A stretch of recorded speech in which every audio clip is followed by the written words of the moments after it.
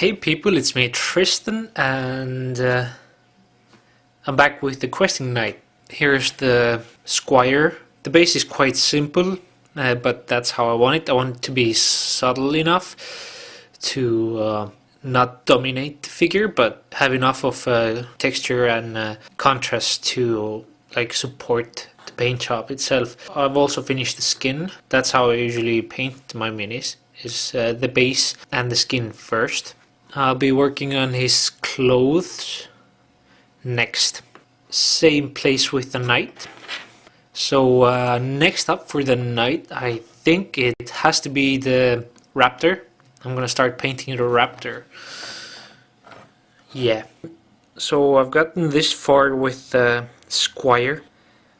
He's wearing red and yellow, and all these little bells or whatever they are metallic. And now there's only one thing left to do. It's all the wood, as suggested by Robert Chisholm. Actually gonna give him a wooden sword. I hadn't thought about it, but that's actually a brilliant idea. So for this one, there's only the wooden parts left, the sword and the wooden like shaft of the horse left to do, and the trim of the base. As for the knight, the mount is done, the little dinosaur, and I've already started some of the metallics here. I had some paint on the palette and I just wanted to use all of it. So yeah, there's the knight. Now I'm gonna go and paint up the knight. And we're back.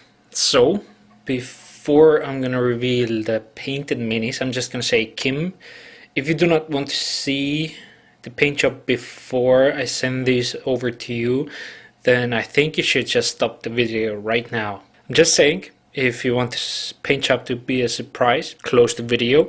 But everyone else who's interested, here's the paint job.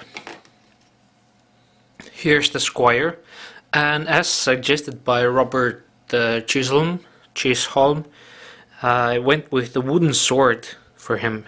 And I think it turned out quite nice. And the colors I went for were, of course, red and yellow, and a green horse head, just to make it a bit more colorful. Not that much detail work on this mini.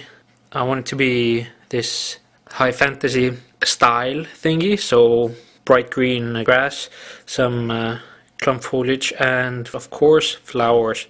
That's the squire. Let's see his master now.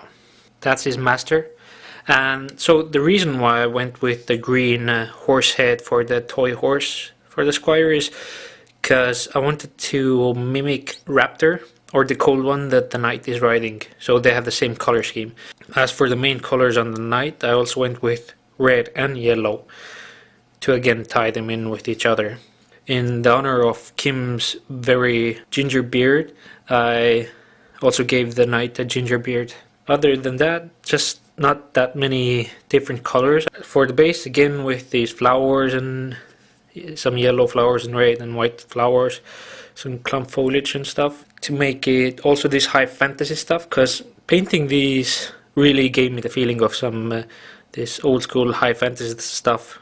Reminded me of the first times I played Dungeons and Dragons. I was quite young, I think I was 13 or even less when we started to play Dungeons and Dragons with friends.